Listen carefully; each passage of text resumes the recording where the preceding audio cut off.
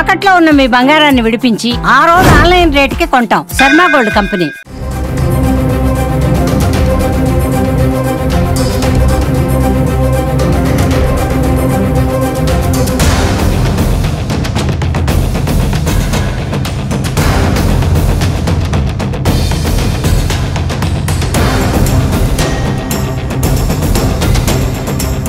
Welcome to Suman TV. నేను మీ చంద్ర యాదవ్. ప్రస్తుతం అయోధ్య రామ మందిరం విశాఖ సముద్ర తీరంలో ఏర్పాటు చేసినటువంటి అయోధ్య రామ మందిర నిర్మాణానికి సంబంధించి ఏదైతే ఉందో నమూనా నిర్మాణం, దీనికి సంబంధించి గత 2 రోజులుగా అయితే వివాదం కూడా నెలకొంది. దీనికి సంబంధించి ఎవరైతే ఈ నిర్వాహకులు ఉన్నారో వారిపైన కేసులు కూడా నమోదైనట్టు తెలుస్తా ఉంది. దీనికి సంబంధించి ఇప్పటికే వీరు చేస్తున్న దీనికి సంబంధించి సాధు పరిషత్ సంబంధించి కొంతమంది నిర్వాహకులు వచ్చారు.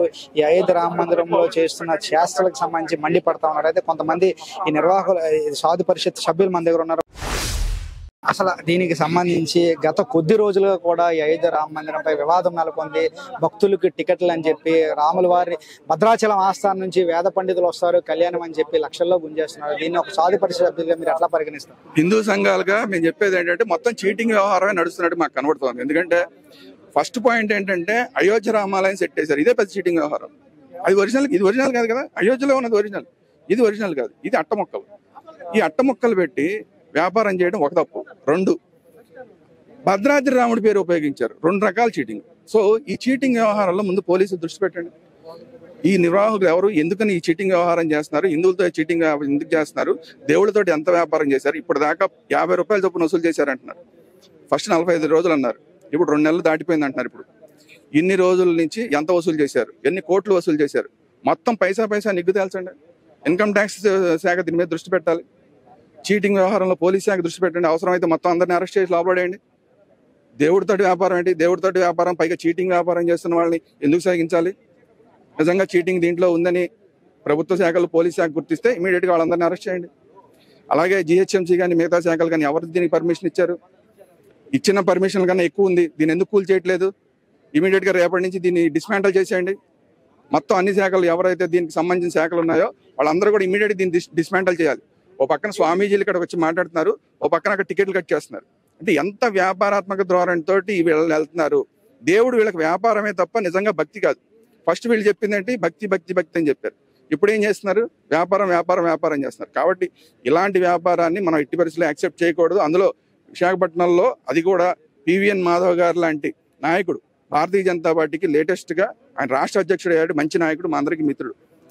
అలాంటి నాయకుడు ఉన్న ఈ ఊళ్ళో ఇలా మేమందరం పోరాటం చేసి, పివిఎన్ మాధవ్ గారు కానీ మేము కానీ చిన్నప్పటి నుంచి పోరాటాలు చేసి, అయోధ్యలో పోరాటాలు చేసి దేవాలయాన్ని మనం తెచ్చుకుంటే దాన్ని తీసుకొచ్చి ఇక్కడ అట్టముక్కలతో సెట్ వేసేసి దాంతో వ్యాపారం చేసి మేము కోట్లు కొలగొట్టుకు వెళ్ళిపోతామంటే చూస్తూ ఊరుకోవడం కరెక్ట్ కాదు. కాబట్టి పివిఎన్ మాధవ్ గారు మిత్రుడు పివిఎన్ మాధవ్ గారు కూడా నేను విజ్ఞప్తి చేస్తున్నా, భారతీయ జనతా పార్టీ తరఫున ఇక్కడ ఏం జరుగుతుంది, ఏంటి ఈ వ్యవహారం అంతా ఏంటి, దీని మీద ఇమీడియట్ దృష్టి సారించండి.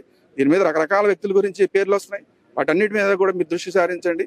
అలాగే పోలీస్ శాఖ ఇమీడియట్ గా వీళ్ళ మీద చర్యలు తీసుకోండి. జిహెచ్ఎంసీ లాంటి వాళ్ళు మిగతా అసలు ఈ సెట్ని తీసేయండి. ఈ సెట్ తీసేస్తే గోలే లేదు. సెట్ తీసేసిన తర్వాత ప్రతి పైసాకి కూడా లెక్క కూడా తేల్చాలి. ఇది కూడా మళ్ళీ దీన్ని మనం వదలద్దు.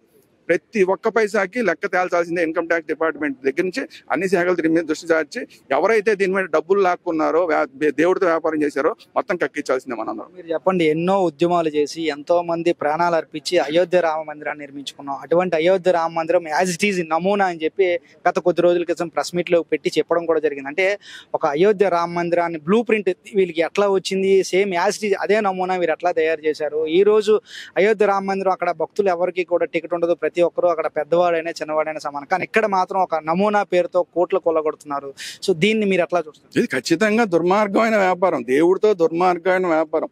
ఇంకోటి మొన్న మనం అక్కడ రాజమండ్రి దగ్గర ఒక సెట్ వేస్తే, అది కూడా హోటల్లో సెట్ వేస్తే తిరుమల తిరుపతి దేవస్థానం రియాక్ట్ అయింది. అంటే ఏంటి, వాళ్ళ పర్మిషన్ లేకుండా అలా సెట్లు ఎవడు పడితే వాళ్ళ హోటల్లో వేసేసుకుంటా అంటే కుదరదు. అట్లాంటిది హోటల్లో సెట్ వేసి వ్యాపారం చేసుకుంటేనే మనం ఒప్పుకోవాలి. ఇక్కడ సెట్నే వ్యాపారంగా చేశారు. అయోధ్య రామాలయం పర్మిషన్ ఉందా వాళ్ళకి ఇలా వేసుకోవడానికి? అయోధ్య రామాలయం పర్మిషన్ ఉందా? అదే పెద్ద చీటింగ్ అంటున్నా. ఎవరి పర్మిషన్ తోటి ఇది సెట్టింగ్ వేశారు మీరు? ఇదే పెద్ద చీటింగ్. కాబట్టి అయోధ్య రామాలయం సెట్ వేయడమే మొదటి తప్పు. సెట్ వేసి దాంట్లో మేము పూజలు చేస్తున్నాం, ఇక్కడ అయోధ్య రాముడు ఉన్నాడు, ఇక్కడ మేము చేస్తే కనుక ఏదో పుణ్యాలు వచ్చేస్తాయి అంటున్నారు. ఖచ్చితంగా ఇక్కడ పుణ్యం రాదండి, పాపం వస్తుంది. ఇక్కడ కనుక మీరు కళ్యాణాలు చేస్తే పుణ్యం రాదు, పాపం వస్తుంది. ఇక్కడ ఏమైనా ప్రాణ ప్రతిష్ఠ చేశారా? ప్రాణ ప్రతిష్ఠ చేసిన దగ్గర అయితే ఆ పుణ్యం వస్తుంది. మీకు ఏమైనా కళ్యాణాలు చేసుకుంటే ఇక్కడ చేస్తే ఏమొస్తుంది? అనవసరంగా 3000 బొక్క. ఇది కాకుండా ఈ 3000 మాత్రమే కాదు, ఇంత ముందు వసూలు చేసింది కూడా, ఇప్పటిదాకా వసూలు చేసింది కూడా ఖచ్చితంగా అన్ని ప్రభుత్వ శాఖలు కలిసి కక్కించాలి. ఇమ్మీడియట్ గా మళ్ళీ చెప్తున్నా, ఈ సెట్ని ఇమీడియట్ గా తొలగించాలి. లేదంటే కనుక దీనికి సంబంధించిన అధికారులందరినీ కూడా దీంట్లో బాధ్యులుగా చేయాల్సి వస్తుంది. వాళ్ళ మీద కూడా మనం కంప్లైంట్ చేయాల్సి వస్తుంది. ఇక్కడ మీరు మాట్లాడుతున్నారు టికెట్లు వసూలు చేయకూడదు, ఎట్టి పరిస్థితులు దీనిపై మీ చర్యలు తీసుకుంటా ఉన్నారు. ఎంత జరుగుతున్నా కూడా మీరు ఇక్కడ మాట్లాడుతున్నా కూడా టికెట్లు తీసుకొని భక్తులు లోపలికి ఎలా చేస్తా ఉన్నారు?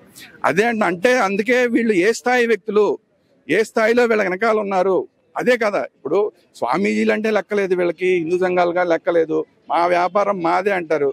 ఇలాంటి వాళ్ళు, ఎవరిని లెక్క చేయని వాళ్ళు, ఎవరి వెనకాల వీళ్ళు ఉన్న శక్తులు ఏంటి, దీని మీద దృష్టి సారించాలి. మనం ఈ వెనకాల ఉన్న శక్తుల మీద దృష్టి సారించాలి. కేవలం ఈ నిర్వాహకులు ఏంటి, ఇంకా మన వాళ్ళు కూడా చెప్తున్నారు, మీడియా మిత్రులందరూ చెప్తున్నారు, వీళ్ళ దగ్గర చాలా మంది ఈ నిర్వాహకుల వెనకాల కూడా చరిత్ర రకరకాలుగా చెప్తున్నారు.